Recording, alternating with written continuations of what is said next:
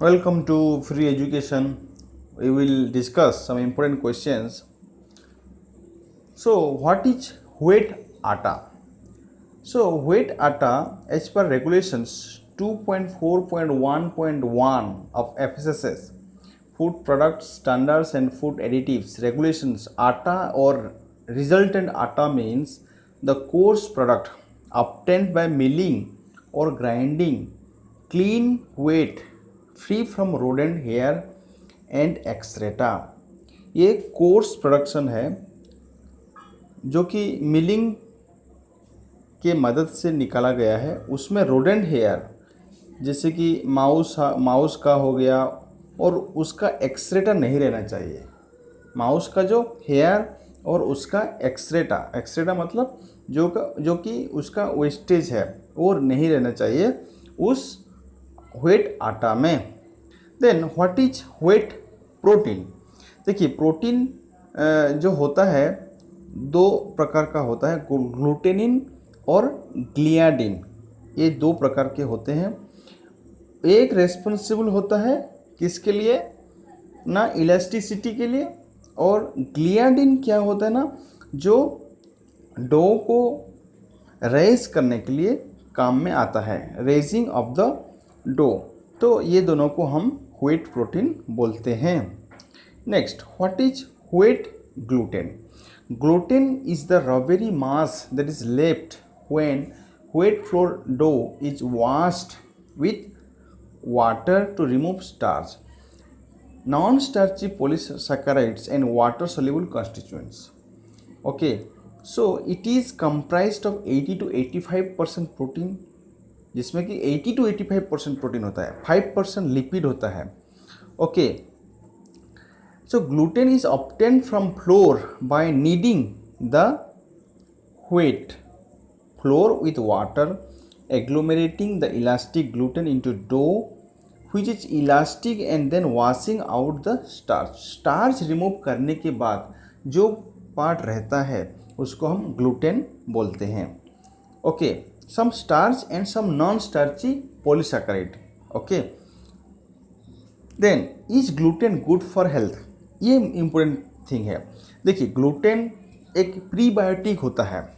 Prebiotic मतलब क्या ना, those ingredient, food ingredient which is eaten by our healthy bacteria, helpful bacteria present in our gut में जो healthy bacteria रहते हैं वो उसको खा के मीन्स सर्वाइव करते हैं और दे हेल्प इन डाइजेशन में हेल्प करते हैं और vitamin B, vitamin K produce करते हैं। So these are called prebiotics. But some people they can not resist, they can not sustain gluten.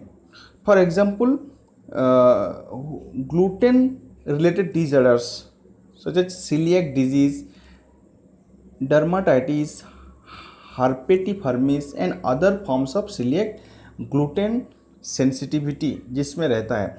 देखिए सीलिएक डिजीज़ क्या है ना, जो कि हमारे जो इंटेस्टाइन में होता है ना, जो वॉल होता है उसमें ऑब्जर्व करने के लिए फूड इंग्रेडिएंट वो उसका सरफेस इंक्रीज करता है। बट सीलिएक डिजीज़ में क्या होता है, वो सरफेस रिड्यूस हो जाता है।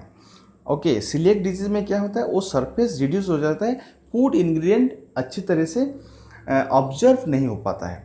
और डर्माटाइटिस हार्पेटिफर्मिस क्या है ना, देखिए एक इमेज हम लाएंगे, देखेंगे उस इमेज में वो देखा गया। देखिए this one is the example of that skin rash ऐसा हो जाता है अगर this is a response, it is a response, allergic response. Okay, allergic response इसको हम बोलते हैं। तो for these two diseases gluten is not good. Okay, so gluten cause small intestine damage for persons with celiac disease and dermatitis herpetiformis leading to malabsorption। अच्छे तरह से जो food ingredient होता है वो ऑब्जर्व नहीं होता है, माल न्यूट्रिशन होता है एंड एसोसिएटेड हेल्थ कंडीशंस उसमें रहता है। Okay, then is gluten present in any other foodstuff? Yes, gluten is also present in rye and barley. Okay, what is the minimum limit of gluten in आटा, मैदा and semolina? ये बहुत important question है.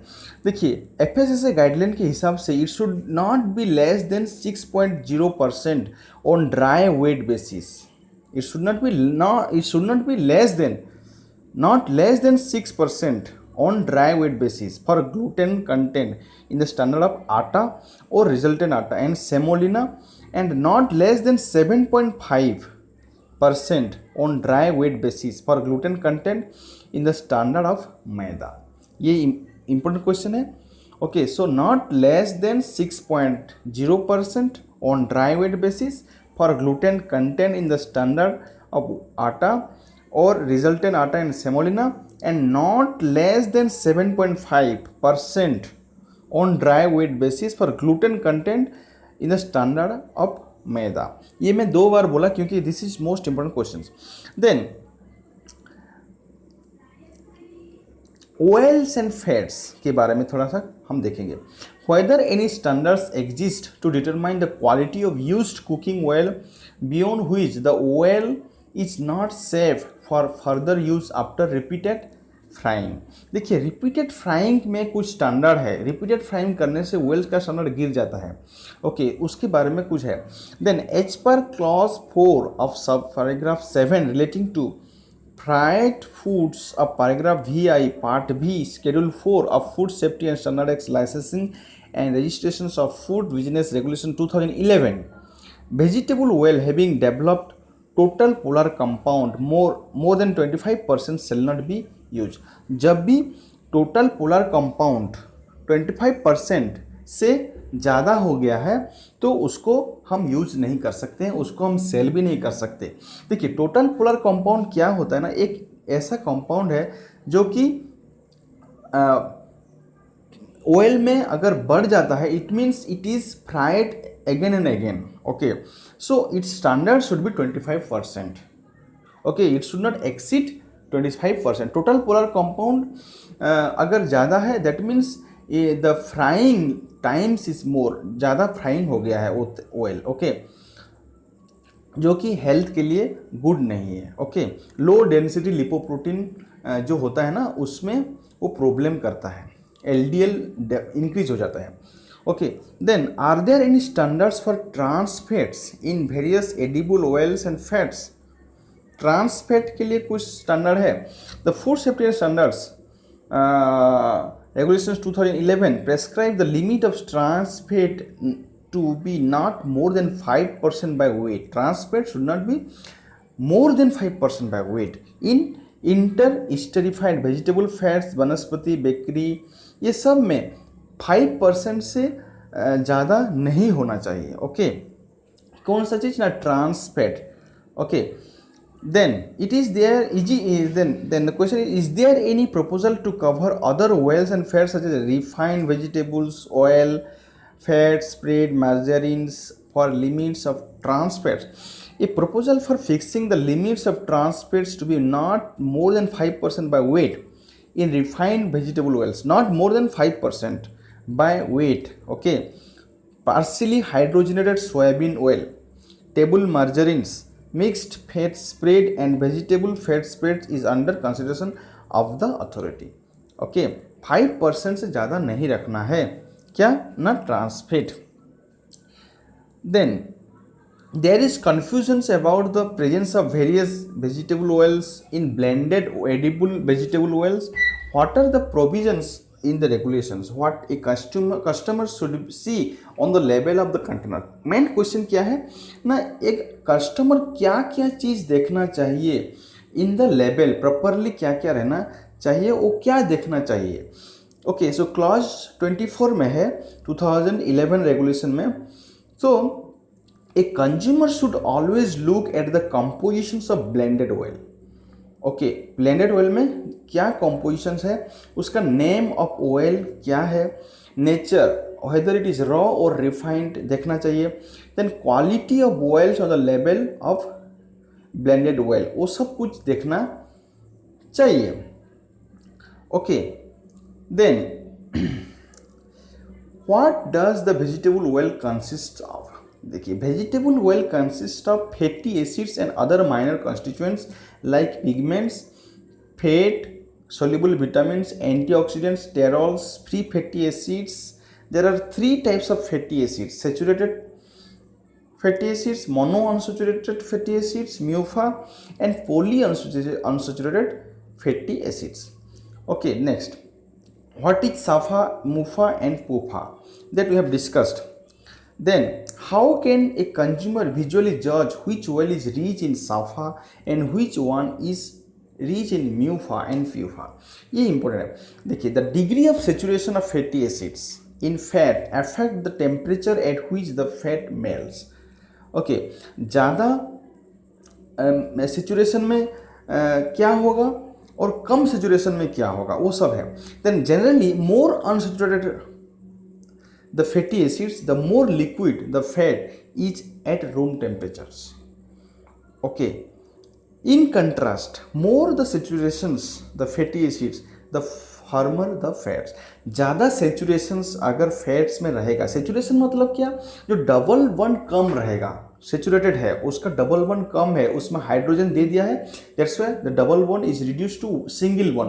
अगर ज़्यादा unsaturation है तो क्या होगा, वो रूम टेम्परेचर में लिक्विड रहेगा.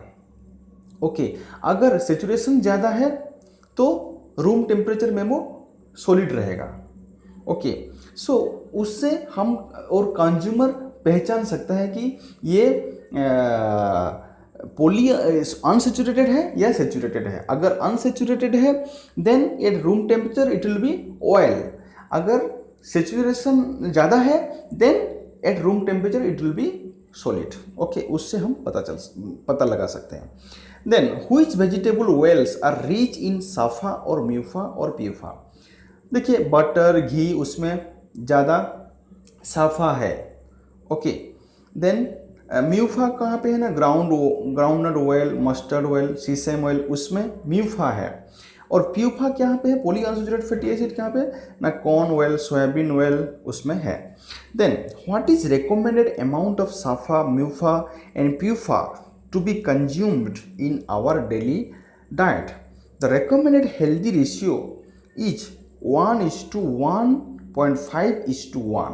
So that SAFA should be 1, MUFA should be 1.5, and PUFA should be 1. Okay, this is the important questions. You should remember this one. What is the ratio? This should be 1, this should be 1.5, and this should be again 1. So this is the ratio, daily recommended allowance. Okay, for healthy persons. Then what are essential fatty acids and their dietary sources? Of all the fatty acids, omega-3, omega-6 are considered as essential fatty acids since these are not synthesized in our body. Okay, the dietary sources of omega-3 and omega-6 are as under. Mustard oil में रहेगा omega-3, then मैज oil में रहेगा omega-3, omega-6. Okay, so recommended healthy ratio of omega-3, omega-6 ranges from what, 1:5 to 1:10. Then how a consumer can ensure healthy ratio of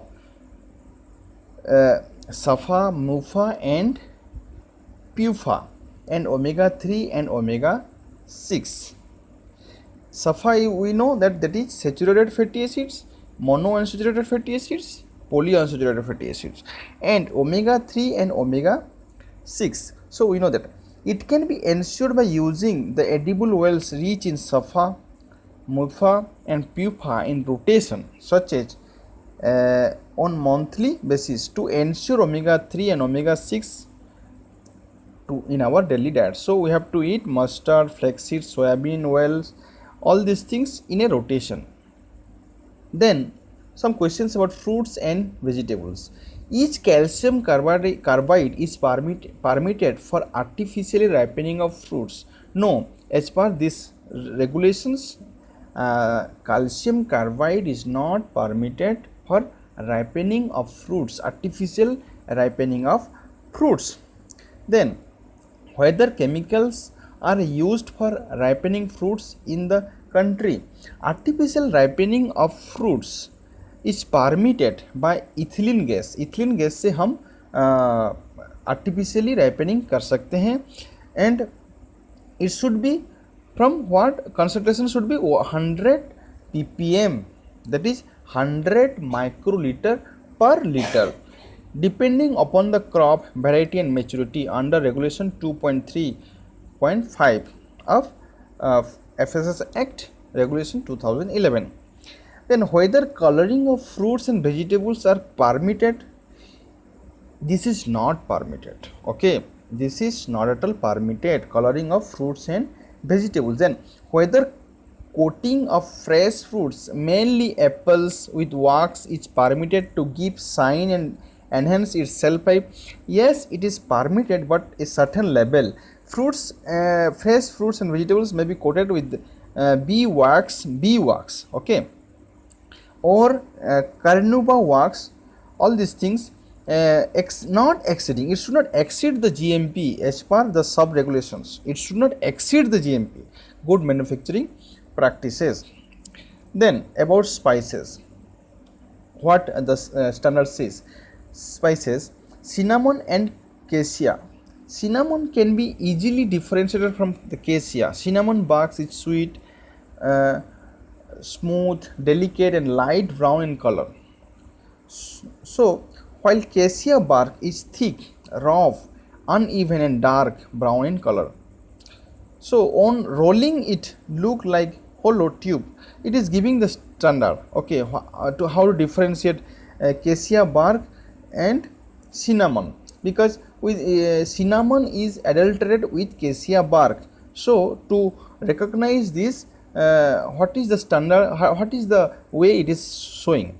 Then okay, and coumarin content on dry basis not more than 0.3% by weight. Okay, in cinnamon the coumarin content on dry basis not more than 0.3% by weight.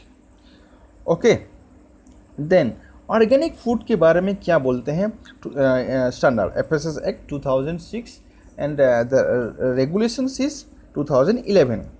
Then organic food क्या होता है ना, we know that it should not be cultivated by using harmful pesticides. Harmful pesticide नहीं use किया जाता है, and all organic products are protected from prohibited substances.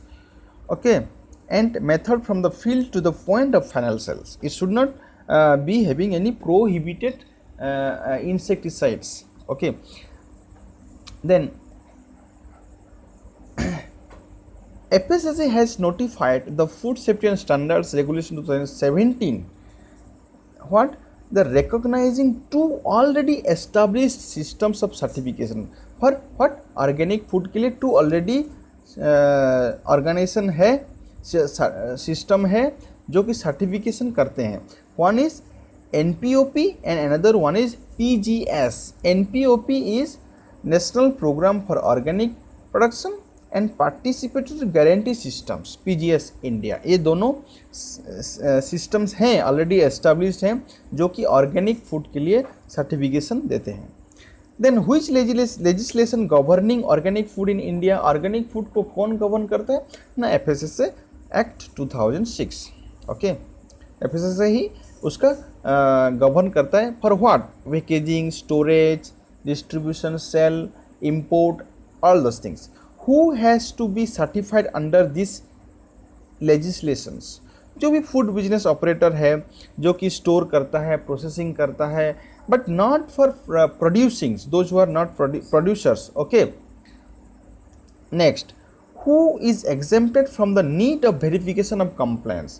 This is those who are producers, they are exempted, they don't need any license from FSSAi Act. Okay, who is in charge of certifying organic products. These are NPOP, already we have discussed, and PGS India. Then what is the residual limits of insecticides in organic foods. Organic food में कितना permitted है, residual limits for this insecticide, ये क्या है ना, ये this should be 5%, okay 5% of the maximum limit prescribed, जो भी लिमिट दिया गया है ना अदर फूड प्रोडक्ट के लिए पेस्टिसाइड्स, उसका 5% अलाउड है, okay. Then it is written here 5% of the maximum limits prescribed in these regulations or level of quantification LOQ, whichever is higher. Okay, then what about imported organic products?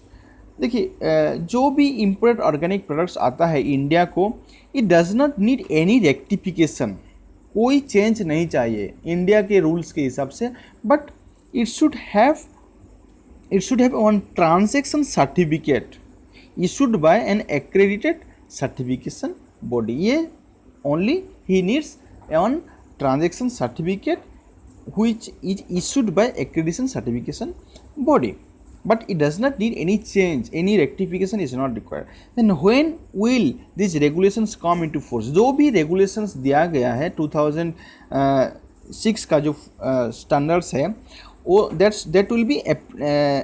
will be enforced from 1st July 2018. Okay, with this we have understood many things about this food safety and standards regulations 2017. Thank you a lot.